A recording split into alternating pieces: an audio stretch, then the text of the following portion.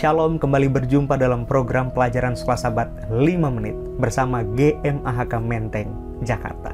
Pekan ini adalah pekan yang terakhir dari triwulan yang terakhir di tahun 2022. Kita telah menikmati banyak sekali pelajaran-pelajaran penting dari seri pelajaran Sekolah Sabat. Pekan ini temanya adalah segala sesuatu baru. Walaupun saudara mungkin agak sedikit terkejut dengan perbedaan ayat hafalan, versi bahasa Inggris dan bahasa Indonesia, tapi tidak menjadi soal. Wahyu 1 ayat 17 sampai 18, Wahyu 21 ayat 5. Paling tidak penulisnya adalah orang yang sama, Yohanes murid Yesus. Dan pengalaman yang disampaikan pada kedua ayat tema itu sangat berkaitan. Yesus yang berdiri di hadapan Yohanes ketika dia tersungkur, menjamin segala hal yang baru. Segala hal yang di atas dunia ini yang telah dirusak oleh dosa akan dibaharui. Dan Yesus menjamin itu dengan kalimat, "These words are true and faithful." Saudara-saudara, apakah sorga itu nyata? Apakah pekabaran tentang sorga itu membara dalam kehidupan kita? Walaupun Alkitab memberikan jaminan dan pengharapan bahwa sorga itu ada dan nyata, tapi anehnya bagi sebagian orang, ini hanyalah seperti sebuah fantasi. Dan inti fantasi itu adalah penghiburan, supaya orang-orang yang hidupnya susah di dunia ini akan terhibur dengan janji dan iming-iming kalau sorga itu ada. Sekalipun banyak cemoohan tentang iman Kristiani kita bahwa sorga itu ada, tapi ingat saudara, semakin banyak cemoohan, justru semakin memastikan janji tentang sorga itu ada. 2 Petrus yang ketiga, ayatnya 3 sampai dengan 7. Saudara bisa baca ayat-ayat tersebut. Bahwa pada akhir zaman akan tampil para pengejek dan mengejek dengan kalimat, "Di mana janji tentang kedatangannya?" Ingat saudara, sorga itu nyata dengan orang-orang yang juga nyata di dalamnya. Alkitab Perjanjian Baru menjelaskan dengan tegas bahwa sorga adalah tanah air. Ini adalah warisan bagi mereka yang setia. Yang oleh Ibrani 11 ayat 16 ditulis, tanah air sorgawi. Di sanalah gembala agung akan menuntun gembalaannya ke mata air hidup. Pohon kehidupan akan memberikan buahnya setiap bulan. Daunnya digunakan untuk keperluan bangsa-bangsa. Sungainya akan terus mengalir. Datarannya luas terhampar sampai ke bukit-bukit yang indah. Dan gunung-gunung Allah berdiri dengan puncak-puncaknya yang tinggi.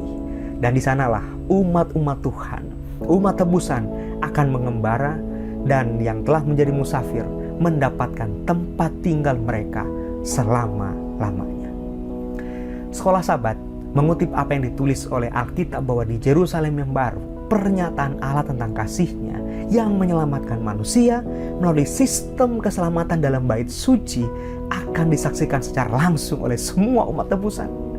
Karena tempat kudus atau bait suci sorga telah menjadi tempat para penghuni sorga untuk menyembah Tuhan. Itu sebabnya Yohanes yang terkasih seperti menyatakan tidak ada lagi bait suci di Yerusalem baru, karena Tuhan yang Maha Kuasa dan Anak Domba adalah baitnya. Sebab pusat ibadah sorga ada pada Tuhan dan Anak Domba. Jadi fokusnya adalah Kristus sebagai penyembahan. Mereka akan menyanyikan pujian baginya. Untuk siapa dia dan untuk apa yang telah dia lakukan dalam kehidupan mereka. Dan yang lebih istimewa lagi saudaraku, Yohanes kekasih menyatakan bahwa manusia akan melihat dia sebagaimana adanya dan melihat wajahnya. Sungguh adalah hak istimewa bagi mereka yang telah ditebus. Mereka menyembah Tuhan dalam bait-Nya.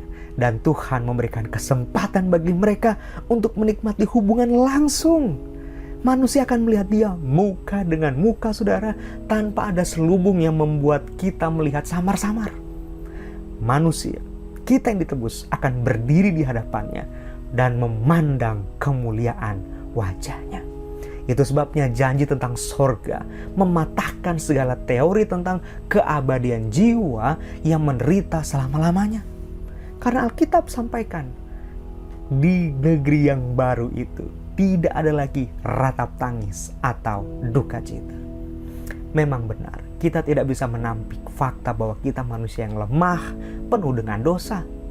Bahkan sejak Lucifer jatuh dalam dosa, manusia pertama jatuh dalam dosa, Tuhan bisa saja membuat opsi menghancurkan para pendosa tersebut.